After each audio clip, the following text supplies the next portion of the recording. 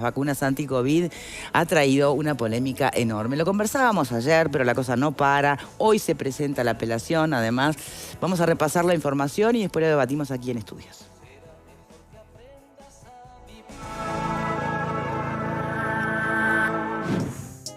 Los fallos se acatan, pero se pueden criticar y este fallo es un disparate. Esperemos que en pocos días esto sea una anécdota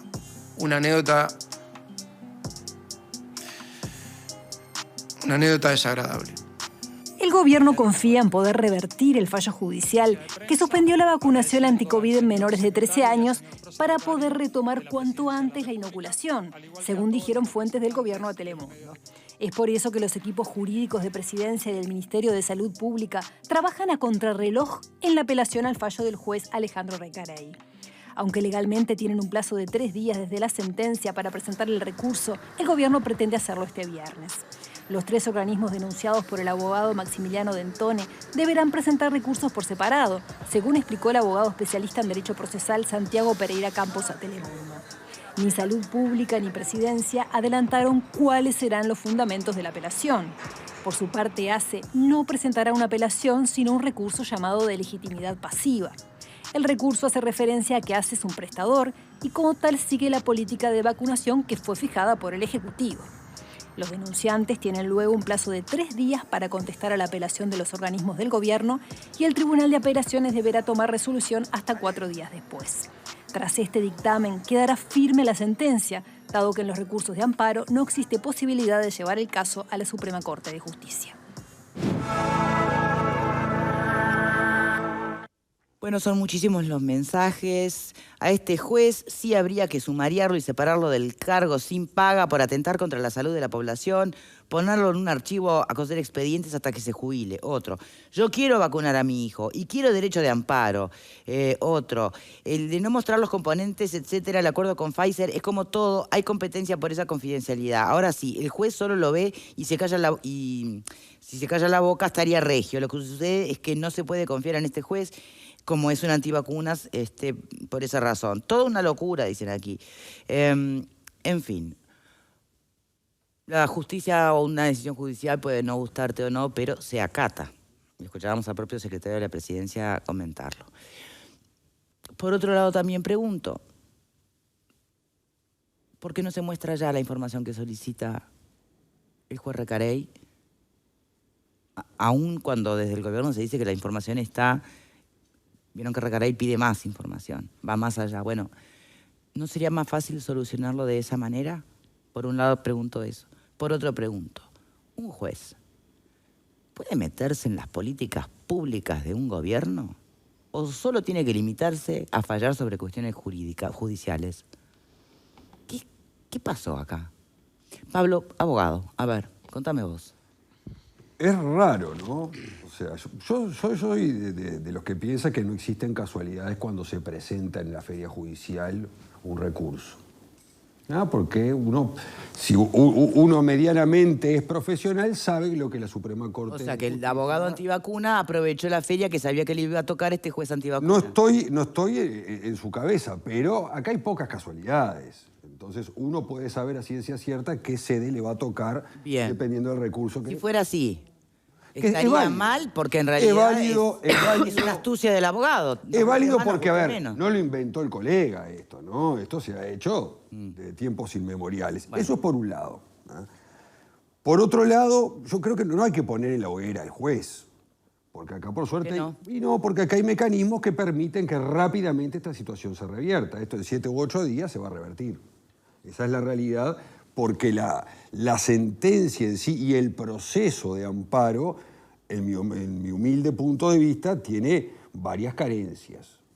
Las carencias formales, que es para analizarlo nomás, cuando uno presenta un recurso de amparo tiene que tener un interés subjetivo, personalísimo, ¿verdad? Que lo dije los otros días acá, por eso que me extrañaba esto, y acá no se representa un colectivo. El interés en realidad es difuso, por lo cual... sorteando la parte formal no la tengo. Vos decís, se revierte esto, perfecto. Se revierte. En 7 días, dijiste. Y tienen 3 días para apelar, 4... ¿Sabés cuántos miles de niños quedaron sin la vacuna? 5.000. 5.800. Bien. 5.800. Entonces, yo digo, yo madre de cualquiera de estos niños, a un escándalo. Entonces, Bueno, no me va a alcanzar que se revierta. Pero, a ver. Digo, el juez va a salir impune La de esto. indignación que existe en este país ya la hemos visto. No, pero no existe el delito de indignación. No, bueno, Entonces, digo, ¿qué le pasa a este juez? ¿Nada?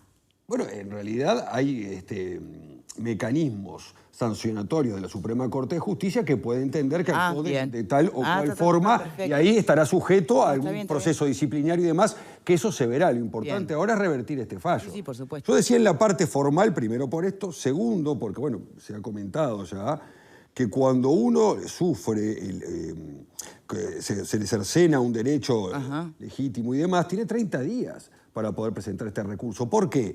Porque cada vez que uno sufre determinado tipo de ilícito, no importa en la materia que sea, acá hay algo que se llama lo que es la prescripción. Si yo soy víctima de un hurto, tengo determinado tiempo para denunciarlo. Si no, desisto de la denuncia porque puedo llegar a entender que no me interesa. Si a mí una persona me debe un dinero, yo tengo determinado tiempo también para poder reclamar judicialmente ese dinero. Si no prescribe, esto es exactamente lo mismo porque los plazos tienen que dar certeza. Y acá, una vez que se verifica el hecho supuestamente ilícito, se tienen 30 días para poder presentar el recurso. La vacunación comenzó en enero, si mal recuerdo, de los menores. Por lo cual, o no tenemos almanaque, o si hacemos un conteo simple, pasarlo más de 30 días. Lo subsanó diciendo que cada vez se abría el plazo, cada vez que vacunaban un niño. Eso lo arreglaron. Con todo respeto, eso es un disparate. Está bien, pero fue el razonamiento del juez. Con todo respeto, no lo comparto. Yo tampoco, pero me parece que eso no es así. Pero vamos a un antecedente que sucedió en esta misma sede, también solicitado por el tema del PCR, que se presentó un recurso de amparo que me estaba informando hoy a la mañana, que fue esencialmente igual. Sí había legitimación pasiva para solicitarlo, porque que tenían que viajar y demás y no querían ser sometidos al PCR, pero no se cumplía con el artículo 4. Que el artículo 4 de la 16011 indica lo mismo, que tiene 30 días una vez que supuestamente se comete este hecho que a mí me perjudica. Y esto fue hace unos 60 días que se eliminó el tema del PCR, por lo cual ya ni siquiera tendrían que haberle dado siquiera cabida al recurso. Entonces llama la atención, y lo que decía al principio, que no hay casualidades y que una misma sede, que en este caso esté subrogando, se pronuncie en forma idéntica en dos casos, donde son de similares características, pero la argumentación de uno en cuanto al plazo no entra dentro de la argumentación de este otro, hay como una contradicción allí. Entonces, es raro. Es raro, puede ser casual, no lo sé, lo que sí sé... Bueno, pero en cualquier caso, igual tú mismo dijiste que ese jueguito de aprovechar la feria o aprovechar la sede... No, es válido. Es válido. Es válido, a ver, es válido, es legal... Y la sentencia es legal. Claro. Es susceptible de ser apelada. Si vos me preguntás en cuanto a la forma, no estoy de acuerdo, ni siquiera tendría que haber tenido cabida el recurso. En cuanto al fondo, menos. Bien, otra abogada. A ver, dos cosas. Yo creo que acá el juez falló lo que se llama ultra petita. Fue mucho más allá de lo que se había pedido. Y eso para mí ya lo hace atacable solamente. ¿Pero vale fallar ultrapetita? No es. ¿O por ultrapetita quedaría descalificado? Va a ser revocado eventualmente en apelaciones porque el juez no puede ir más allá de lo que pidió la parte. Por otro lado, yo discrepo en cuanto a que el abogado que presentó la acción hizo como una acción de clase, que en el derecho uruguayo no están previstas las acciones de clase. Claro, él va por los niños. ¿Y dónde está la representatividad que él tiene? Él podría haber ido por su hijo o por sus niños, pero no por los niños. Ahí yo le veo un problema. De todas maneras, coló. Más allá de eso, si el juez era notoriamente antivacuna, tendría que haberse recusado porque lo comprendía en la generalidad. O sea, tenía una postura conocida. Entiendo que sí. O sea, ¿que habría falta de ética en el juez? Bueno, yo pienso que sí. Si es notoriamente antivacuna, sí. Y eso ameritaría que se le abriera una instancia investigativa. Porque si es conocida su postura al respecto y él toma este caso... y como que el resultado era previsible, sumado a las más o menos casualidades, bueno, es llamativo, porque si la vacunación de los niños está bien, él salvó el tema de los 30 días diciendo que cada vez que vacunaban un niño se abría la instancia. Bien. Es relativo. Es un juez metiéndose a pedir contratos con la farmacéutica para justificar la vacunación. Es rarísimo, o sea, se está metiendo con una política de salud pública del Estado, donde, por otra parte es una vacuna que se dio en muchísimos países. Entonces, ¿a qué demonios hacen los contratos? Vos pedís los contratos de las vacunas del papiloma, vos pedís los contratos de la vacuna del tétanos, pedís la vacuna el contrato de la vacuna del sarampión, el de la gripe, perdón. O sea, es rarísima. Toda la situación es llamativa.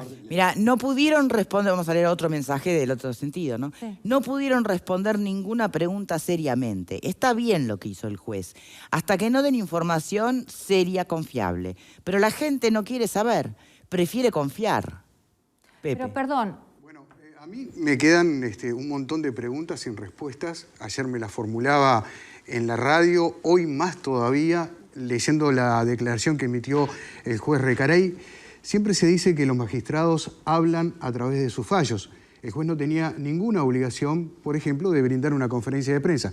Ahora, en aras de la transparencia reclamada, yo creo que hubiese venido muy bien que al finalizar la audiencia en el día de ayer, el juez hiciese una declaración ante los medios o aceptase las preguntas de los periodistas y no apareciese hoy ese comunicado. Tengo muchísimas dudas al respecto. Estoy de acuerdo con lo que dice Pablo. Hubo 2 fallos en el día de ayer. No hay que dejar de lado el segundo, presentado por el abogado Buenir Sartú. Después, si quieren, podemos hablar de él. Me parece que no tiene nada que ver con este otro, pero bueno, ese es otro tema. ¿Qué preguntas quedan? Bueno, por ejemplo, si lo que se quería saber era el monto que se gastó en las vacunas, en la rendición de cuentas que ingresó al Parlamento está. Yo lo dije en la radio el lunes. Leí el monto que había para los gastos de refrigeración de las vacunas y cuánto se había gastado en total de las vacunas. Si lo que se quiere es el contrato, bueno, ya se había aclarado que el contrato está bajo el régimen de confidencialidad por la razón del artillero. Y es que en realidad este país y todos los países le tienen que seguir comprando vacunas a Pfizer, por ejemplo. Y si vos rompés el contrato de confidencialidad, yo dudo mucho que el laboratorio te vuelva a vender vacunas. Eso por un lado. Por el otro lado, como padre, yo siento que se lesiona la patria potestad. Tal vez por el argumento que manejaba Marta. O sea, ¿por qué alguien puede decidir por mi hijo cuando en realidad la vacunación no es obligatoria? Exacto. Y además yo tengo todo el derecho de vacunar a mi hijo. Otra pregunta que me queda pendiente es, ¿qué pasa con aquellos niños inmunodeprimidos, pacientes oncológicos, asmáticos, cuya recomendación de los pediatras, y respondiéndole al televidente que dice, prefieren confiar? Bueno, se trata de confiar justamente también, porque si cuando mi hijo tiene fiebre, está mal, y yo lo llevo al pediatra, y no lo llevo a un, no sé, a un hechicero, es porque confío plenamente en el pediatra. Y si el pediatra me dice vacunalo, porque la expertise a nivel mundial, la casuística a nivel mundial indica que estas vacunas son buenas.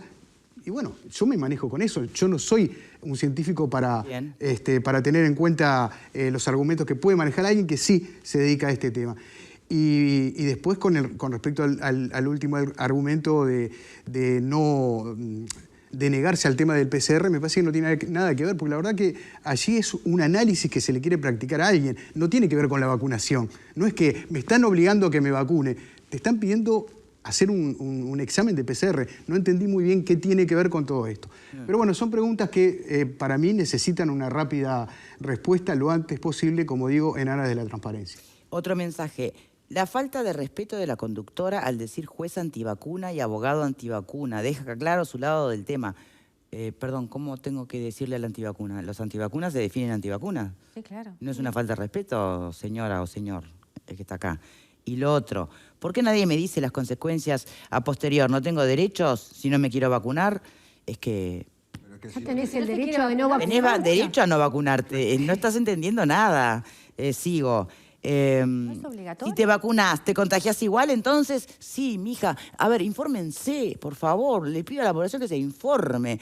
¿Te vacunas? ¿Te podés contagiar igual? Sí. Simplemente no vas a desarrollar las formas más agresivas de la enfermedad que se cobró vida de miles y miles de personas en el mundo. Punto. Nadie te obliga. Por favor, no avanzamos nada, si no nos interiorizamos un poquito más de cómo son las cosas. En algo sí avanzamos. Tenés todo el derecho a no vacunarte y tenés todo el derecho a dudar de la ciencia. ¿Allá tú? Hay un avance, es increíble, en el tema de la famosa grieta. Ayer se achicó por completo esa grieta. a nivel político. El presidente del Frente Amplio llamó al presidente de la República para decirle que estaba en un todo de acuerdo, que avalaba la decisión de apelar lo que había ocurrido, así también como... Exacto. Solo que, claro, desde Cabildo Abierto tuvieron que dar la nota, ¿no? Bueno, sí, hay un par de legisladores. Hay legisladores. Claro, hay un par de legisladores que... Todos quieren pescar en las peceras que están abiertas. Entonces, pero pescar en esta pecera. Y bueno, hay cosas que... yo qué sé, yo creo que hay algunos que intentan pescar en todas las peceras, porque ves que cada cosa que aparece se suman los mismos actores. Entonces es como que ves que quieren, de alguna forma quieren rescatar algo. Yo creo que de los mensajes hay algo que estas personas están tan fanatizadas que no se están dando cuenta. La realidad es que quienes estamos de acuerdo con las vacunas permitimos y nunca tuvimos objeción alguna de que el que no se quisiera vacunar no se vacunara. En este caso, ellos con su lógica antivacunas lograron que quienes se quieran vacunar no puedan. Entonces, esa es la diferencia. ¿Quién le está cortando los derechos a quién? Porque si interesante el punto de Valeria. Si yo quiero vacunar a mi hijo hoy, yo por suerte tengo a mis 3 hijos vacunados, ¿no? Pero si yo quisiera vacunar a mis hijos hoy, esta gente es la que no está permitiendo que yo ejerza mi derecho. Cuando en realidad, vacunándolos, nunca le corté el derecho a quien no se quería vacunar. Y ahí es donde para mí está el problema más serio. Con esto de que todos tenemos derecho a saber y derecho a esto y derecho a lo otro, están violando el derecho de la gente que se quiere vacunar. Yo soy una persona, por ejemplo, que tuve COVID con vacuna y sin vacuna. ¿No? Tuve 2 veces COVID, con vacuna y sin vacuna. Sin vacuna casi me muero. Casi termino internada, saturaba, o sea... Sin vacuna, no porque no me quise vacunar, sino porque me la agarré en la semana que me tocaba la primera dosis de la vacuna. Tuve mala suerte. Y en la segunda instancia es como una gripe y hasta liviana, diríamos, ¿no? Entonces, a ver, las diferencias se notan. A ver, las diferencias, la gente vive o muere. No estamos hablando de algo que no es importante. Entonces, a mí lo que me preocupa es que acá naturalicemos o nos horroricemos de algunas cosas y de otras no, cuando tenemos, en mi opinión, un juez militante, porque es un juez militante que por lo que milita laudó.